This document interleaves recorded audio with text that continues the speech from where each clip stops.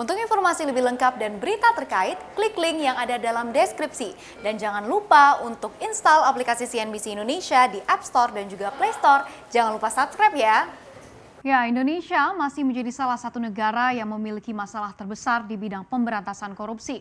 Korupsi beserta turunannya mulai dari suap hingga kolusi telah menjadi faktor penghalang dari pembangunan ekonomi, sosial, politik, dan juga budaya bangsa.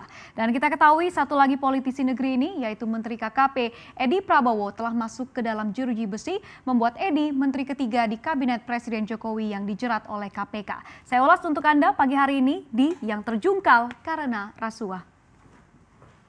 Ya, pertama kita akan lihat beberapa menteri Presiden Jokowi yang telah terbukti melakukan tindak pidana korupsi. Karena tak hanya Edi saja, ada sejumlah menteri di era Presiden Joko Widodo yang pernah terseret kasus korupsi di KPK. Pertama kita lihat ini adalah mantan Menteri Sosial RI, orang yang seharusnya mempunyai jiwa sosial yang paling tinggi di negeri ini, yaitu Idrus Marham, yang kini menjadi terpidana kasus pembangunan dari PLTU MT Riau I.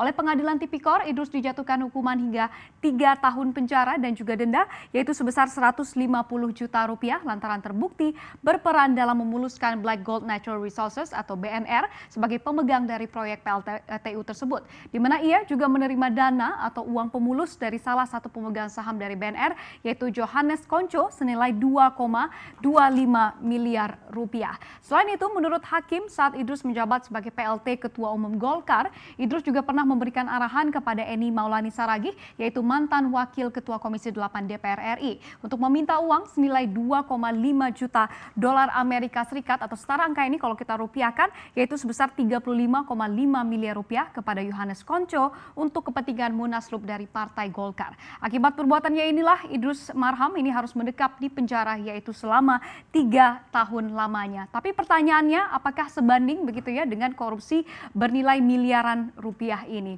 Lalu kemudian setelah Idrus ada juga Menteri Pemuda dan juga Olahraga yang tersandung kasus korupsi. Kita lihat di slide berikutnya.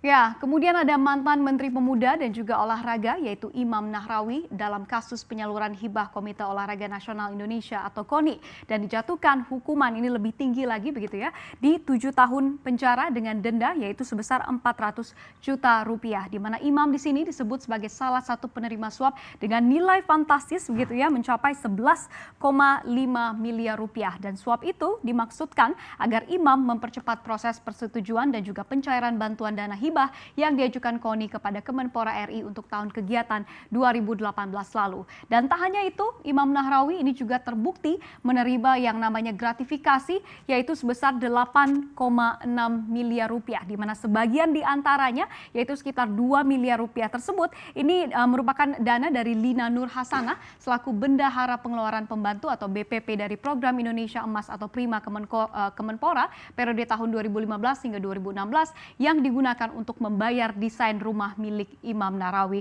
Jadi untuk membayar interior rumah begitu ya, mempercantik rumah, sang politisi pun ini akhirnya menerima yang namanya suap. Dan setelah Imam dan juga Idrus, terbaru kita ketahui Menteri KKP yaitu Edi Prabowo ini menjadi headline saat ini. Nah, seperti apa kronologi dari penangkapan Edi Prabowo? Kita lihat di slide berikutnya. Ya, Menteri Kelautan dan juga Perikanan Edi Prabowo diciduk oleh Komisi Pemberantasan Korupsi atau KPK di Bandara Soekarno-Hatta pada Rabu 25 November 2020 dini hari kemarin. Di mana Menteri KKP ini baru pulang sebagai informasi untuk Anda dari Honolulu, Hawaii, Amerika Serikat.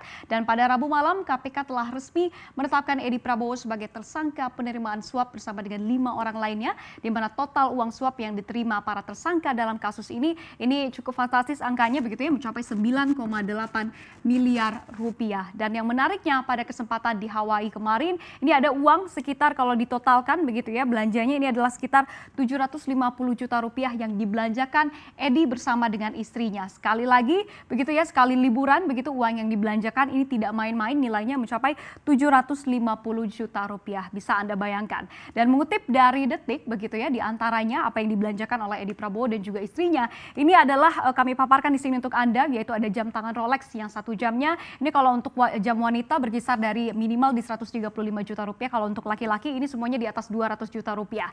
Lalu kemudian ada juga tas Hermes begitu ya yang berkisar puluhan hingga harganya ini miliar rupiah tergantung jenisnya. Kita belum tahu memang jenis apa yang dibelikan oleh Edi Prabowo. Lalu kemudian ada juga tas dan juga koper dari Louis Vuitton yang juga tidak kalah fantastis harganya, ini mencapai puluhan hingga ratusan juta rupiah tergantung balik lagi kepada jenis dan juga modelnya.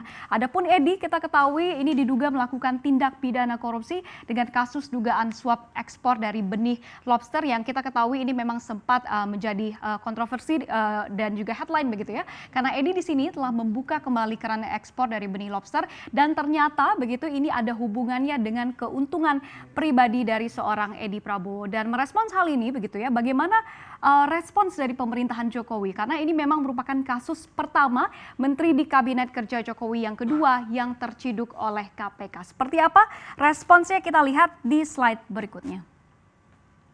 Ya, Menteri Koordinator Bidang Politik, Hukum dan juga Keamanan atau Menko Polhukam kita, Mahfud MD menyatakan bahwa pemerintah mendukung 100% langkah dari Komisi Pemberantasan Korupsi atau KPK yang menangkap Menteri Kelautan dan juga Perikanan Edi Prabowo. Di mana Menko Polhukam memberikan keterangan seperti ini, kita bacakan bersama begitu ya. Ini adalah rilis terbarunya. Sampai sekarang pemerintah belum tahu pasti tindak pidana apa yang dilakukan atau diduga dilakukan oleh Pak Edi Prabowo sehingga ditangkap OTT dengan KPK. Tapi apapun itu, pemerintah menyatakan bahwa pemerintah mendukung apapun yang dilakukan oleh KPK, silakan itu dilanjutkan sesuai dengan hukum yang berlaku. Dan di saat yang bersamaan begitu ya, Pak Mahfud MD ini juga mengatakan bahwa Presiden Joko Widodo sudah berkali-kali meminta supaya penegakan hukum ini tidak memandang yang namanya bulu. Artinya mau menteri, pejabat tinggi, orang-orang kanan Presiden yang terbukti melakukan tindak pidana dalam bentuk apapun, ini semuanya harus diproses sesuai dengan ketentuan hukum yang berlaku. Dan terbaru, Edi Prabowo menambah lagi jumlah politisi di negeri ini yang terjerat oleh KPK. Dan melihat hal ini, kita sebagai publik pasti bertanya-tanya begitu ya, apakah tindak korupsi yang sayangnya ini telah berkembang secara sistemik di negeri ini suatu hari nanti dapat benar-benar dihapuskan? Semoga saja kita nantikan bersama.